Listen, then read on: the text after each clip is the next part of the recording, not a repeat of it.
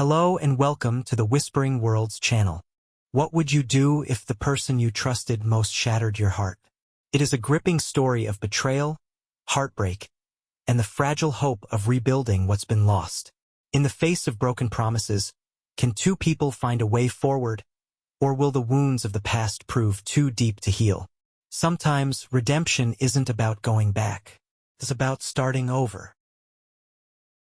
The engine of my cab hummed steadily as I turned onto our street, the familiar sound grounding me in an otherwise restless day.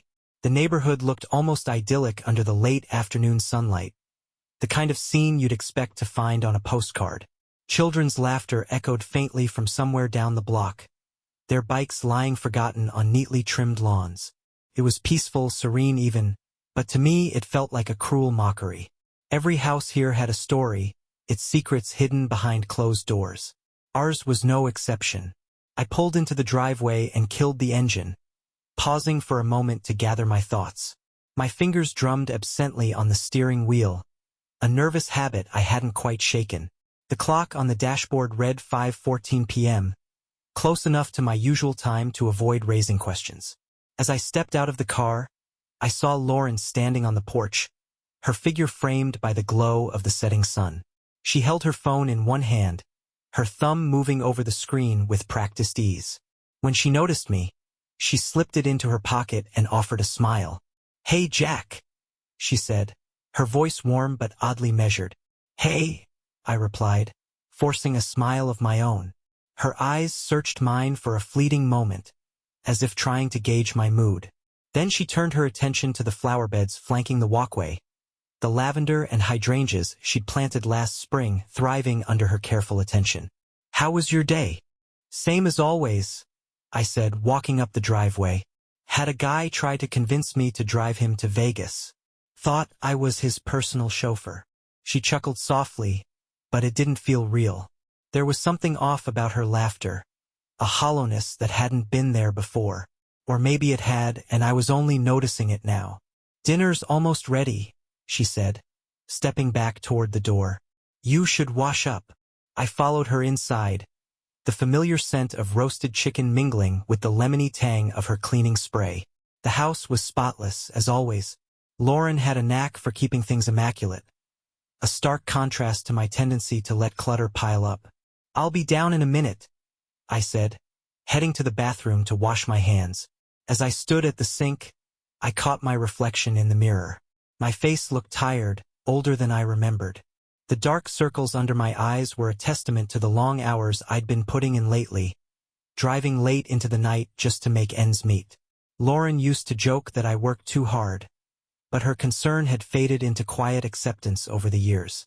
By the time I returned to the kitchen, she'd already set the table. 2 plates of chicken, mashed potatoes, and steamed vegetables sat waiting for us. "Looks great," I said, taking my seat. "Thanks," she replied, offering a faint smile. We ate in relative silence, our conversation confined to safe, mundane topics. She mentioned a work meeting that had dragged on too long. I talked about the car's brakes needing attention. It was normal, routine, but there was an unspoken tension in the air, like the static before a thunderstorm. After dinner, Lauren excused herself to the bedroom, claiming she had emails to catch up on. I stayed in the kitchen, absently cleaning up the dishes as my thoughts wandered. Something felt wrong, but I couldn't put my finger on it. When I finally made my way to the living room, I saw her phone sitting on the coffee table. It was a rare sight. She usually kept it with her, tucked away like some precious secret. As I walked past, the screen lit up with a notification, the soft glow drawing my attention like a moth to a flame. "Can't wait to see you again tomorrow. Same time." The message was from someone listed only as a string of emojis.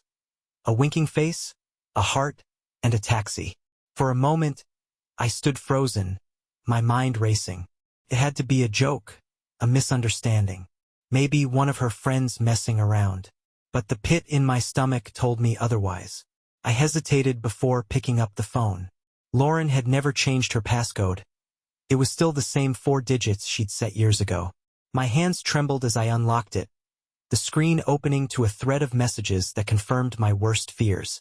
You looked amazing today. I couldn't stop thinking about you. Wish we had more time. Can't wait until next time. You're incredible. Don't forget that. Each message felt like a punch to the gut, the words blurring together as my eyes filled with tears. My chest tightened, the air around me suddenly suffocating. I set the phone down carefully, as if it might explode in my hands. My thoughts spiraled, each one darker than the last. Who was he? How long had this been going on? And most painfully, why? That night I didn't sleep. I sat in the darkened living room, the phone lying on the table like a ticking time bomb. The house felt unfamiliar, every creak and shadow a reminder of the betrayal that had shattered my world. When the first rays of dawn broke through the curtains, I made a decision. I couldn't let this go. Not yet. I needed answers. The dawn crept in quietly, bathing the house in a pale, unassuming light. I sat at the kitchen table, clutching a steaming mug of coffee like it was the only thing keeping me anchored. The bitterness of the brew mirrored the knot in my chest, an ache that had settled there the moment I unlocked Lauren's phone. The house was still, save for the faint ticking of the wall clock. Normally, the quiet was a comfort, a reprieve from the hum of the city streets and the chatter of passengers. But today it felt oppressive. Every sound, every shadow carried the weight of what I now knew. Upstairs, I could hear Lauren moving around, the soft creak of the floorboards tracking her path from the bed to the closet. A pang of resentment flared in me at how normal it all seemed. She was getting dressed, picking out an outfit, going through the motions like nothing had changed. But for me, everything was different. The sound of her footsteps grew louder as she descended the stairs. I stared into my coffee, pretending to be lost in thought. When she entered the kitchen, she was a vision of composed elegance. As always, her hair fell in soft waves around her shoulders, and her blouse, crisp and sky blue, was tucked neatly into a pencil skirt that hugged her figure. She moved with an ease that made my stomach churn. "Morning," she said, her tone light, almost cheerful. She poured herself a cup of coffee, her back to me as if we were just another married couple starting their day. "Morning," I replied, my voice flat. She glanced at me over her shoulder, her brow furrowing slightly. "Everything okay? You seem off." I forced a smile, though it felt like my face might crack under the strain. "Didn't sleep well. Work's been stressful." She nodded, turning back to the counter. "You need to take a break, Jack. You've been running yourself ragged lately." I watched her stir cream into her coffee, the spoon clinking against the mug in a rhythmic pattern. It was such a simple action, yet it grated on me. How could she stand there so calmly, knowing what I'd seen? "Got plans today?" I asked, trying to keep my tone casual. "Just work," she said, taking a seat across from me. Her phone was in her hand again, her thumb scrolling absently over the screen. "Then I might grab drinks with Amanda and the girls later." "Why?" I shrugged. "Just curious." She smiled faintly and set her phone down, wrapping her hands around her mug. For a moment, we sat in silence, the air between us heavy with unspoken words. I could feel the tension building, like a dam straining against the force of a flood. "I was thinking about taking a break from driving," I said suddenly, the words tumbling out before I could stop them. Her eyes flicked to mine, surprise evident in her expression. "Really? You love driving. Maybe it's time for a change," I said, swirling the coffee in my mug. "Feels like I've been stuck in the same routine for too long." She studied me for a moment, her gaze searching. "Well, if you think it's what you need." Her voice trailed off, and she glanced at her phone again.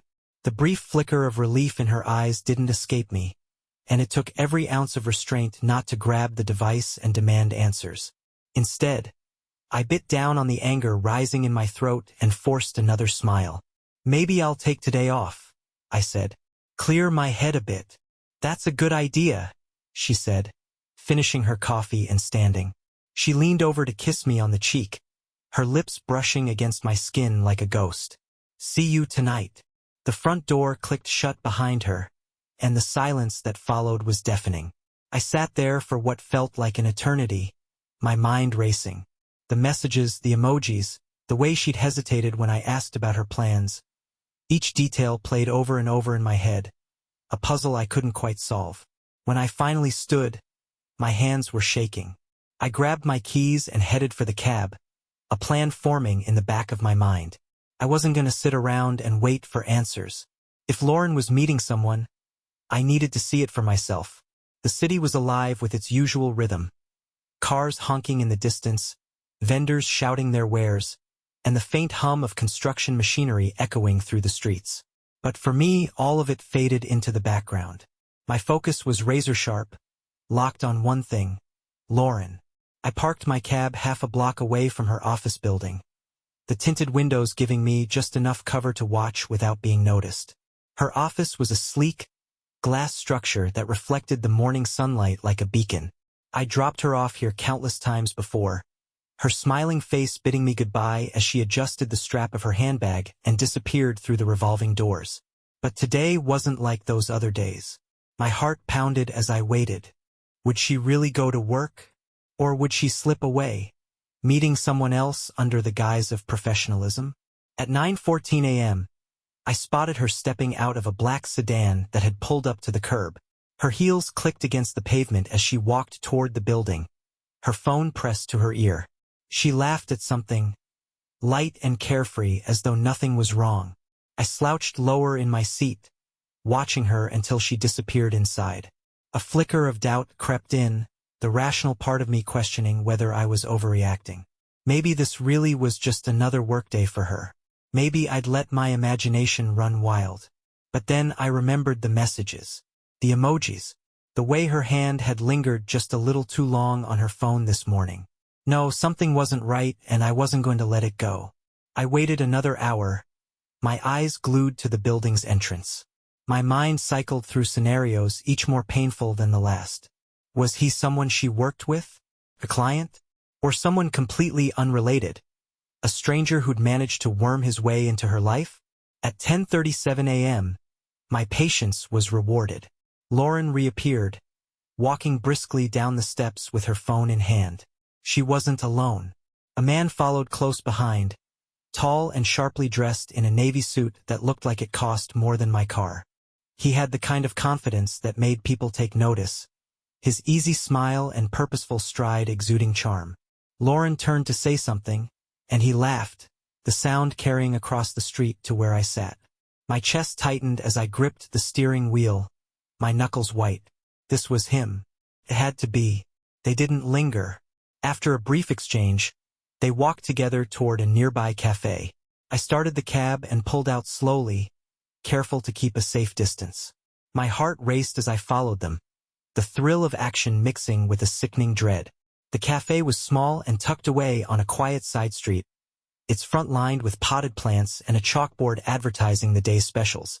Lauren and the man chose a table by the window, their faces partially obscured by the reflection of passing cars. I parked across the street, angling the cab just enough to give me a clear view. They sat close, their postures relaxed, their conversation animated. Every so often, Lauren would reach across the table, her fingers brushing his hand in a way that made my stomach churn. I couldn't hear them, but I didn't need to.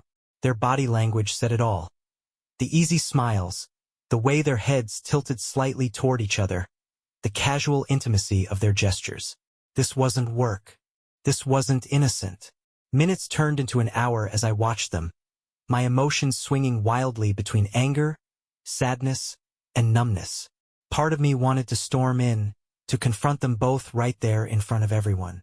But another part held me back, the part that needed more proof, more time to understand what I was dealing with. When they finally stood to leave, I tensed, my hands gripping the wheel tightly. Lauren glanced at her phone as they stepped out onto the sidewalk, her expression shifting slightly. Was she texting him? Me? Someone else? The man hailed a cab, and I watched as they shared a quick embrace before he climbed inside. Lauren stood there for a moment, watching the cab disappear down the street. Then, as if nothing had happened, she turned and began walking back toward her office. I didn't follow her this time. Couldn't. My hands shook too much to drive. My vision blurred by tears I refused to let fall. Instead, I sat there in the driver's seat, staring at the spot where they'd stood, trying to make sense of what I'd just witnessed. Lauren wasn't the woman I thought she was, and now I had to figure out what to do about it. The drive home was a blur. I barely registered the familiar streets, the rows of houses with their neatly trimmed lawns and seasonal wreaths hanging on doors. My mind churned with the images from the cafe, the laughter, the lingering touches, the man's confident smile. I parked the cab in the driveway but didn't step out immediately. Instead, I gripped the steering wheel tightly, my knuckles white against the faded black leather. My chest felt heavy, weighed down by the betrayal and the storm of emotions raging within me. Anger, sadness, confusion.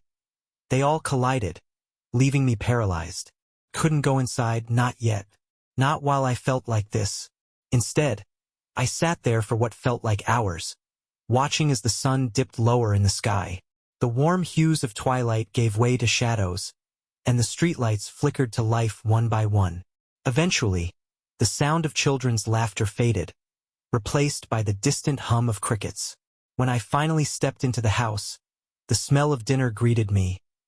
Garlic, rosemary, and the faint scent of something baking. It was comforting, familiar, and completely at odds with the turmoil inside me. "Hey, you're home," Lauren called from the kitchen. Her voice was cheerful, but I caught the edge of nervousness in her tone. I forced a smile as I walked in, my gaze flickering to her face. She looked so composed, so normal, as if the events of the day hadn't left a mark on her.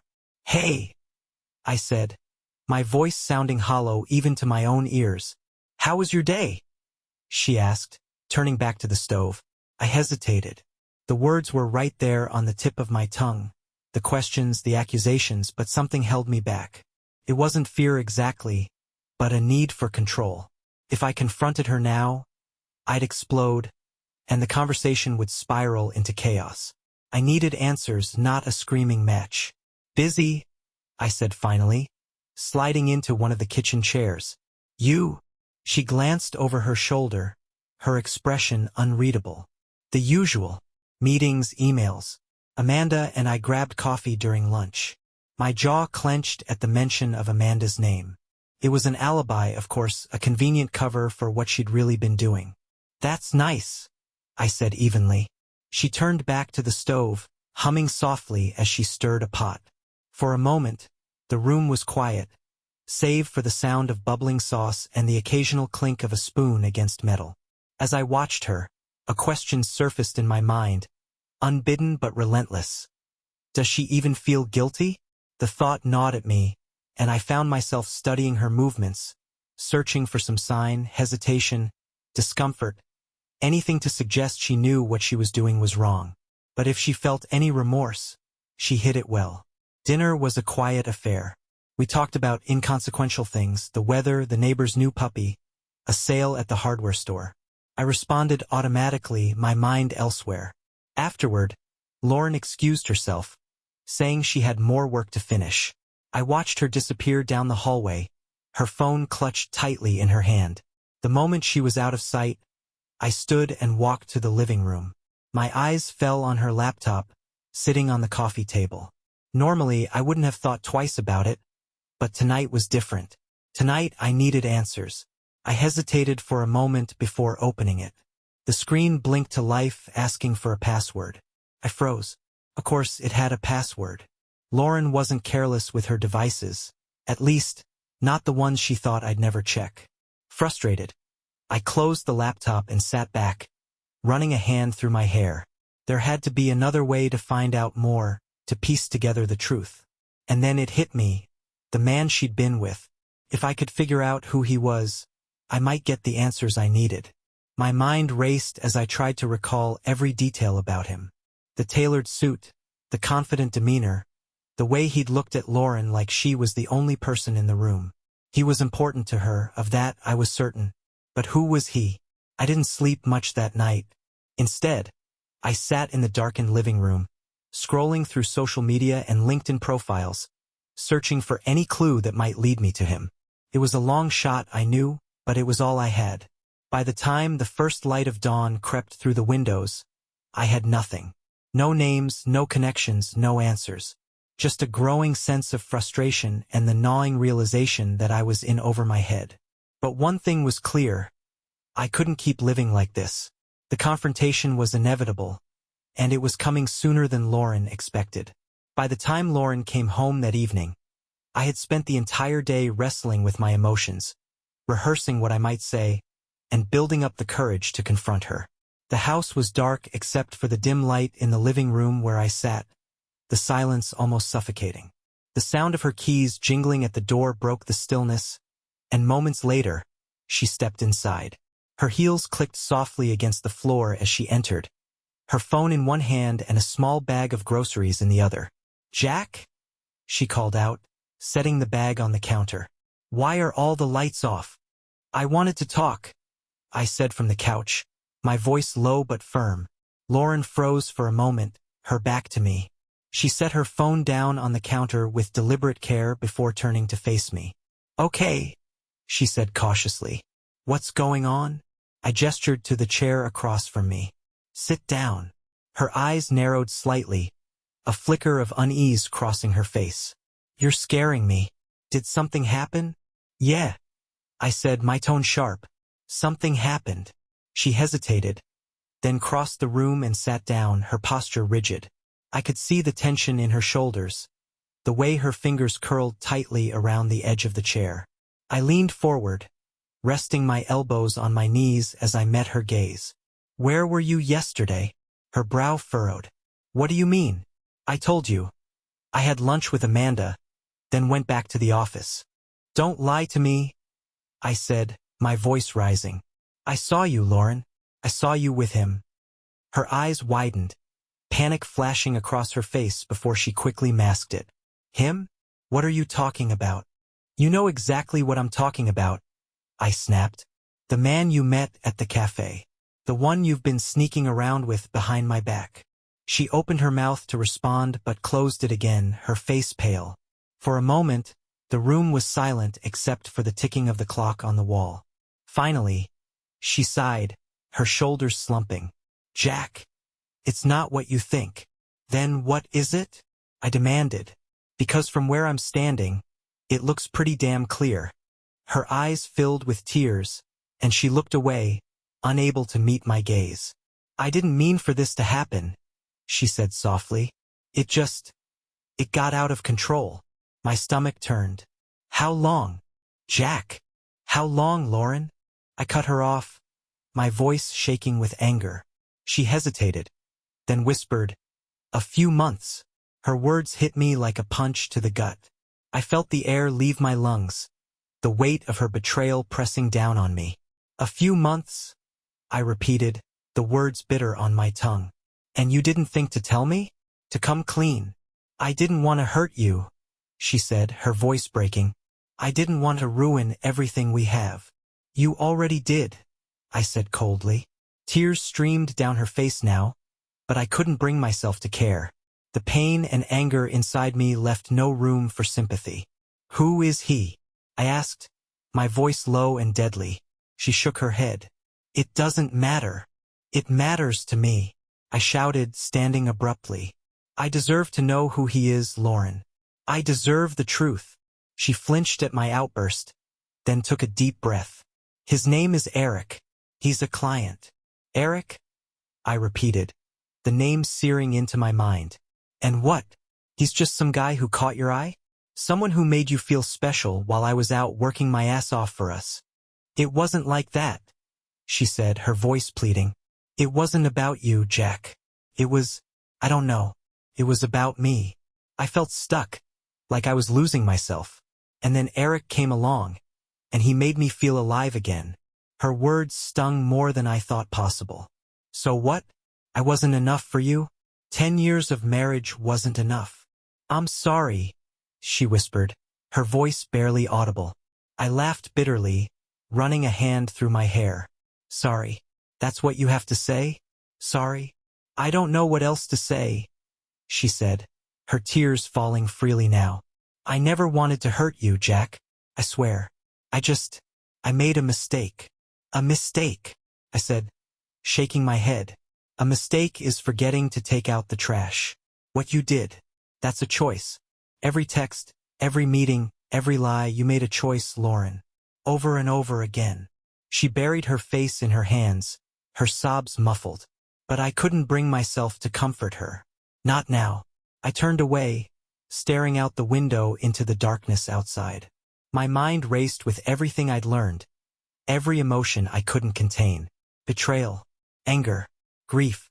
Finally, I spoke, my voice steady but hollow. I need time to think. Lauren looked up at me, her eyes red and swollen. Jack, please. I said I need time, I repeated, cutting her off.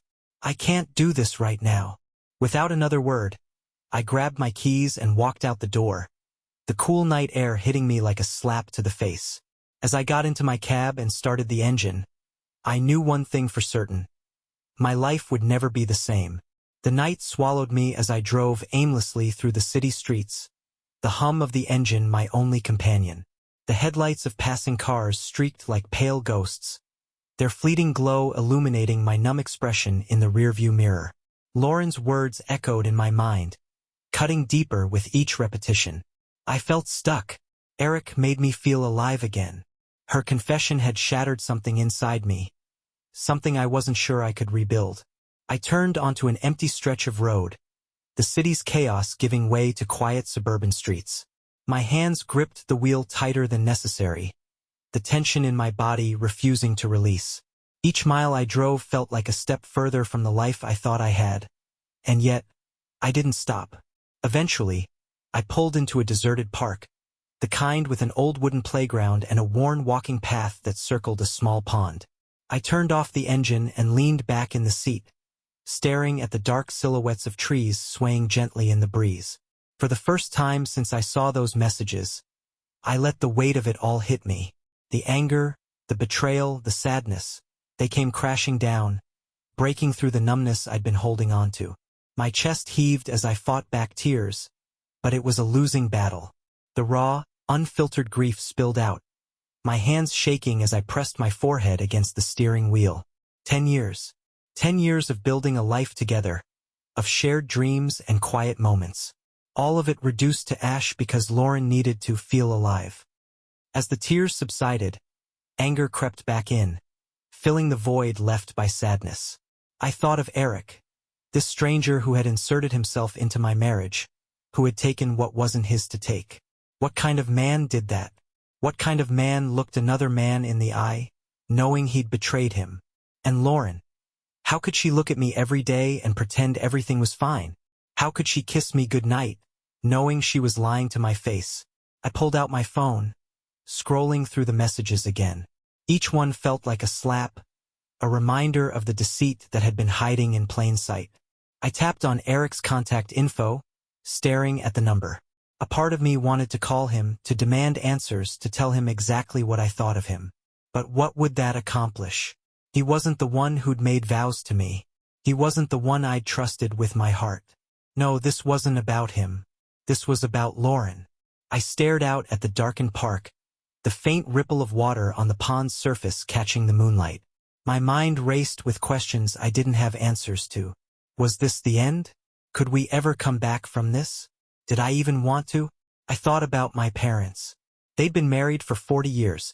Their relationship far from perfect, but built on a foundation of trust and commitment. My dad used to say, "Love isn't always easy, but it's worth fighting for." Was this something worth fighting for? Or was the damage too great? The buzzing of my phone pulled me from my thoughts. Lauren's name flashed on the screen, the faint glow illuminating the dark cab. I let it ring, unable to bring myself to answer. A moment later, a text popped up. "Jack, please come home. I need to talk to you. I love you." I stared at the words, my chest tightening. Did she love me? Or was this just guilt talking? I let the phone drop onto the passenger seat and leaned back again, closing my eyes. The cool night air seeped through the cracked window, calming me slightly. When I finally opened my eyes, the horizon was beginning to lighten with the first hints of dawn. I sat there for a while longer, the stillness of the early morning giving me a strange sense of clarity. I didn't know what I was going to do. I didn't know if I could forgive her, if I could find a way to rebuild what we'd lost. But I knew one thing for certain. I couldn't avoid this any longer. It was time to go home. The drive back to the house felt like navigating through a fog. My thoughts churned in an endless loop, emotions clashing with every turn I made. The quiet streets, bathed in the pale light of dawn, felt surreal. I wasn't ready to face Lauren, but avoiding her wouldn't make the pain disappear. When I finally pulled into the driveway, the house looked the same as it always did, calm, orderly, deceptively welcoming. It was the same house where we'd celebrated anniversaries, hosted dinners with friends, and decorated for Christmas. Now it felt like a stranger's home. The porch light was still on, casting a soft glow on the front steps. I sat in the cab for a moment, gripping the steering wheel as I tried to summon the courage to go inside. Finally, I turned off the engine, grabbed my keys, and stepped out into the crisp morning air. Lauren was waiting for me in the living room. She sat on the edge of the couch, her hands clasped tightly in her lap. Her eyes were red and puffy, her face pale. She looked up as I entered, her lips parting as if to speak, but no words came out. I closed the door behind me and stood in the entryway, the silence stretching between us like a chasm. "You didn't answer my calls," she said finally, her voice hoarse. "I needed time," I replied, my tone flat. Lauren nodded, looking down at her hands. "I'm glad you came back." I almost didn't. The weight of my words hung heavy in the air. She flinched slightly, but she didn't look away. "I know you're angry," she said softly, "and you have every right to be. I can't even begin to tell you how sorry I am." "Sorry?" I said, my voice sharper than I intended. "Do you even understand what you've done? Do you know how much you've broken?" She opened her mouth to respond, but I cut her off, the dam of emotions I'd been holding back finally breaking. "I gave you everything, Lauren. Everything. 10 years of my life. 10 years of trust, love, and loyalty. And this is how you repay me." My voice cracked, but I didn't care. "I saw you with him. I saw the way you looked at him. Do you know what that felt like? Watching the woman I love give her heart to someone else." Tears streamed down her face as she listened, but I couldn't stop. "You lied to me," I continued, my voice shaking. "Every time you left this house, every time you said you were with Amanda or working late, you lied. And I believed you. I trusted you. I didn't mean to hurt you," she said through her sobs. "I swear, Jack, I didn't. It got out of control. I wasn't thinking." "You weren't thinking?" I said, laughing bitterly. "You had months to think, Lauren. Months to realize what you were doing was wrong. But you didn't stop. You didn't even try." She buried her face in her hands, her shoulders shaking with the force of her cries. For a moment, I felt a flicker of guilt, but it was quickly drowned out by the pain and anger roiling inside me. "I want to know why," I said, my voice quieter now but no less intense. "I need to know why you did this." Lauren lifted her head, her tear-streaked face filled with anguish. "I don't have an excuse, Jack. I don't.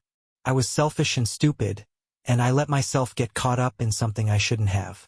But it wasn't because of you. It wasn't because you weren't enough. You were. You always have been." Her words hit me like a punch to the gut. I wanted to believe her, but how could I? "Then why?" I asked, my voice breaking. "Why wasn't I enough to stop you?" She shook her head, more tears falling. "It wasn't about you. It was about me. I felt lost, like I was just going through the motions. And Eric, he made me feel alive again. But it was a mistake, Jack. The biggest mistake of my life. I never stopped loving you." I stared at her, my heart aching at the raw emotion in her voice. I wanted to believe her. I wanted to believe that she still loved me, that this could somehow be salvaged. But the wound was too fresh, too deep. "I don't know if I can do this," I said finally, my voice trembling. "I don't know if I can ever trust you again." Lauren stood and took a step toward me, her hands outstretched. "Please, Jack," she whispered. "Please don't give up on us. I'll do whatever it takes to make this right. Just don't walk away. Please." I took a step back, putting distance between us. I need time, I said, the words feeling like a lifeline I wasn't sure I could hold on to. I can't make any promises right now, Lauren. I don't know what the future holds. But I need time to figure out what I want. She nodded, her tears flowing freely. I'll wait. As long as it takes, I'll wait. Just don't shut me out completely. I didn't respond. Instead, I turned and walked upstairs, each step feeling heavier than the last. When I reached the bedroom, I closed the door behind me and sat on the edge of the bed, staring at the wall. The path ahead was unclear, but one thing was certain. Nothing would ever be the same again. The days that followed were a haze of quiet conversations and uneasy silences. Lauren and I moved through the house like strangers, our once familiar routines now tinged with awkwardness and pain. She tiptoed around me, her every word careful, her every movement measured, as if afraid that one misstep might shatter what fragile connection remained between us. I found myself retreating into solitude, seeking refuge in my cab. The city streets became my sanctuary, the hum of the engine and the chatter of passengers a welcome distraction from the turmoil at home. But even as I lost myself in the rhythm of work, her words lingered in the back of my mind. I never stopped loving you.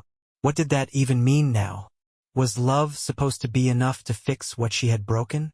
One night, after dropping off my last passenger, I drove aimlessly through the city, the bright lights of downtown reflecting off the windshield. My thoughts raced as I tried to make sense of the conflicting emotions inside me. Anger, sadness, betrayal. They were all still there, but beneath them was something I couldn't quite name. A part of me wanted to believe her, to give her the chance to prove that this wasn't the end for us. But another part of me, stubborn, wounded, and fiercely protective, refused to let go of the pain. I ended up at a diner on the edge of town, a place I used to frequent in my early days as a cab driver. It was quiet, with just a handful of late-night patrons scattered across the booths. I slid into a seat by the window and ordered coffee, my fingers drumming absently on the table as I stared out at the darkened parking lot. "Rough night?" the waitress asked as she set the mug down in front of me. "You could say that," I replied, offering her a faint smile. She nodded knowingly, her lined face softening. "Coffee fixes a lot, but not everything." I chuckled despite myself. "Is that the house motto?" "Something like that," she said with a wink before walking away. I sipped the coffee, letting the warmth soothe me as my mind wandered. Memories of Lauren flooded in. Our first date at a similar diner, the way she had laughed at my bad jokes, her hand brushing mine as she reached for her drink. For a moment, the weight in my chest lifted, replaced by the faintest flicker of hope. But then the image of her with Eric surfaced, and the flicker was extinguished as quickly as it had come. When I finally returned home, the house was dark. Lauren was already in bed, the soft glow of her phone illuminating her face as she lay curled on her side. I stood in the doorway for a moment watching her. She looked so small, so vulnerable, and for a fleeting second, I almost felt sorry for her. But then the anger bubbled up again, and I turned away, retreating to the couch downstairs. The next morning, Lauren approached me cautiously as I sat at the kitchen table, my coffee mug clutched tightly in my hands. "I was thinking," she began, her voice hesitant, "maybe we could see someone, a counselor." I raised an eyebrow, setting the mug down. "You think talking to a stranger is going to fix this?" "It's not about fixing it," she said quickly. "It's about trying to understand, about figuring out where we go from here." I stared at her, the sincerity in her eyes both infuriating and heartbreaking. "And you think a counselor is going to erase what you did?" "No," she said softly. "I don't think anything can erase it. But I'm willing to do whatever it takes to make this right, Jack. I mean that." Her words hung in the air, and for the first time, I saw the depth of her guilt, the raw desperation in her voice. She wasn't just asking for forgiveness. She was pleading for a chance to prove that our marriage still meant something. "I'll think about it," I said finally, my voice quieter than I intended. She nodded, a glimmer of relief crossing her face. "Thank you." The day passed slowly, the weight of the morning's conversation lingering between us. I kept my distance, retreating to the garage under the pretense of fixing the squeaky hinge on the door. But as I worked, I found myself replaying her words over and over. Was counseling the right step? Did I even want to try? That evening, as I sat alone in the living room, I pulled out my phone and searched for local counselors. The idea of talking to a stranger about my marriage felt daunting, even ridiculous, but something in me hesitated to dismiss it outright. I scrolled through the listings, my thumb hovering over the screen. Finally, I clicked on one and dialed the number. "Good evening," a calm voice answered. "This is Dr. Bennett's office. How can I help you?" I hesitated for a moment before replying. "Hi, I'd like to schedule a session for couples counseling." The waiting room was smaller than I expected, with soft beige walls and framed prints of tranquil landscapes that tried a little too hard to evoke calm. The faint hum of a white noise machine filled the air, blending with the muted sound of conversation behind the counselor's closed door. Lauren sat next to me, her hands folded neatly in her lap. She hadn't spoken much during the drive here, and I didn't push her. This wasn't something I wanted to do, but the faint thread of possibility, that maybe, just maybe, we could find a way forward, had brought me here. I studied her out of the corner of my eye. She was wearing the silver bracelet I'd given her on our 5th anniversary, the delicate chain catching the light as she shifted in her seat. It was a small detail, but it tugged at something inside me. She caught me looking and offered a tentative smile, but I couldn't bring myself to return it. "Jack and Lauren?" a warm voice called out. We both stood, and Dr. Bennett greeted us with a professional smile. She was in her early 40s, with sharp eyes that seemed to take in everything at once.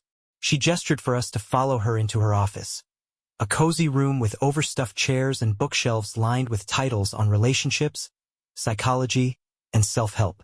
"Please have a seat," she said, motioning to the chairs across from her desk.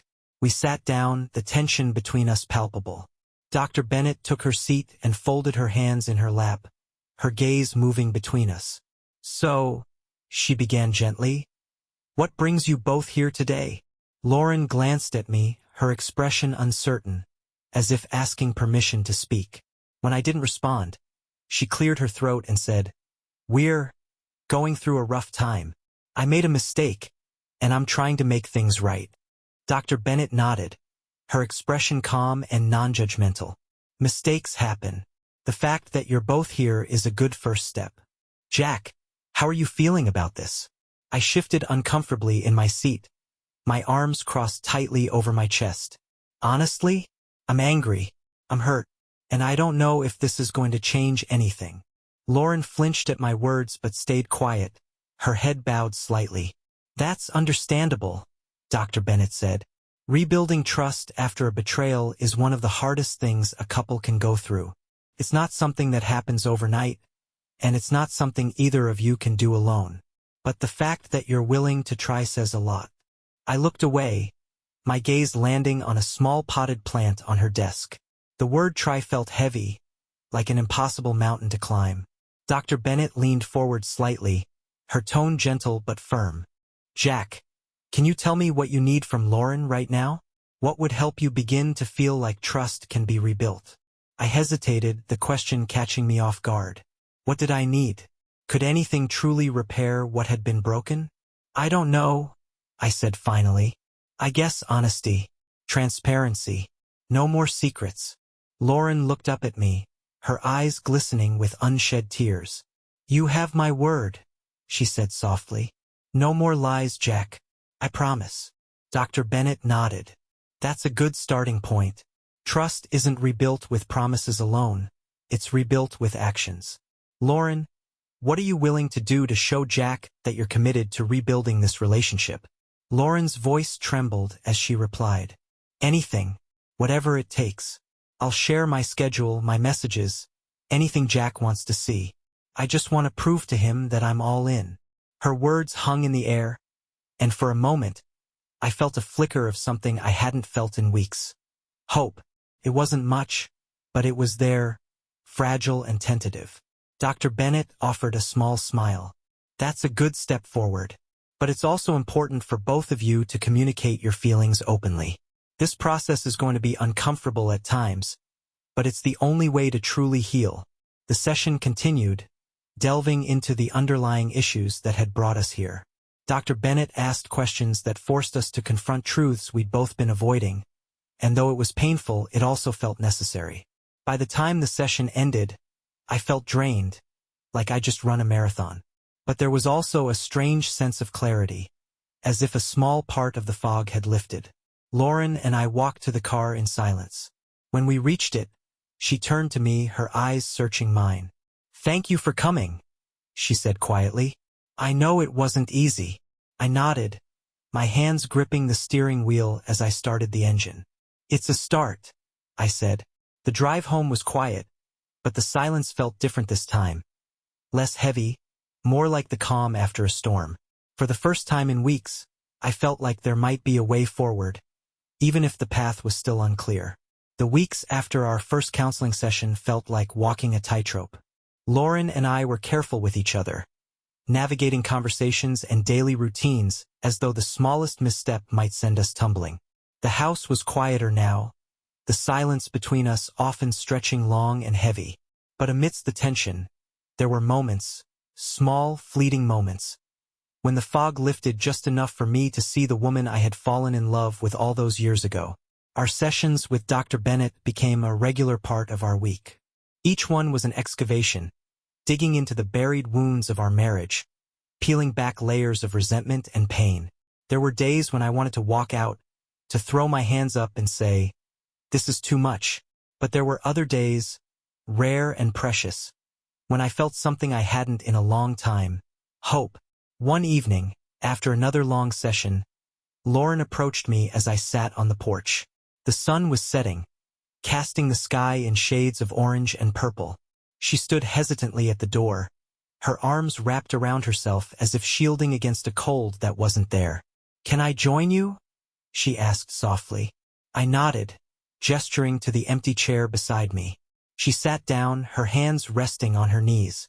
For a moment, neither of us spoke, the sounds of the evening filling the quiet, the rustle of leaves, the distant hum of cars, the chirping of crickets.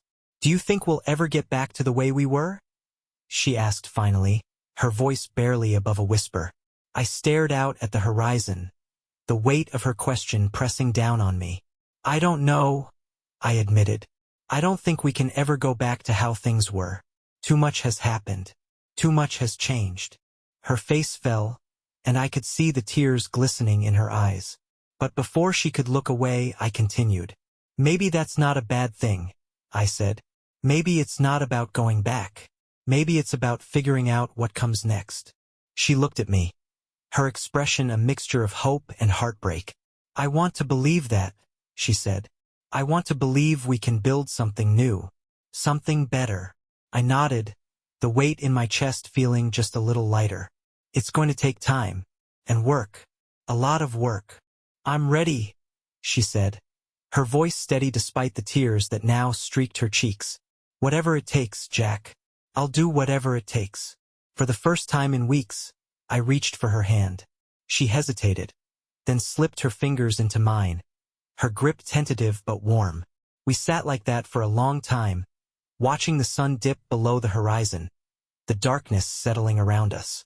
It wasn't a resolution. It wasn't forgiveness. But it was something, a fragile step toward healing. Months passed, and the sharp edges of our pain began to dull.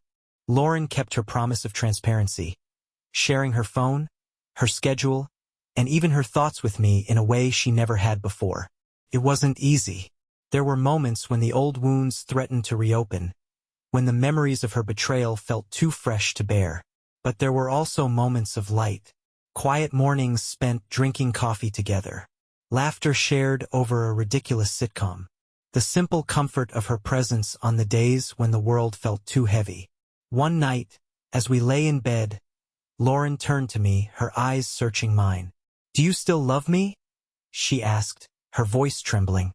I thought about her question for a long moment, the weight of it settling in my chest. Finally, I reached out, brushing a strand of hair from her face. "I'm learning to," I said. It's not the same as it was before, but I'm trying.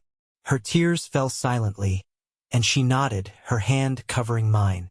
That's enough, she whispered. For now, that's enough. The bittersweet truth was this. Our marriage would never be what it once was. The cracks would always remain, faint but visible, like scars on a once pristine surface. But those cracks didn't mean it was broken beyond repair. They were a reminder of what we'd been through, of what we'd survived. Redemption wasn't a destination. It was a journey. And as I sat with Lauren on the porch one quiet evening, her hand in mine, I realized that maybe, just maybe, we were finding our way. Dear listeners, please share your thoughts in the comments section below, and don't forget to like, share, and subscribe to the channel.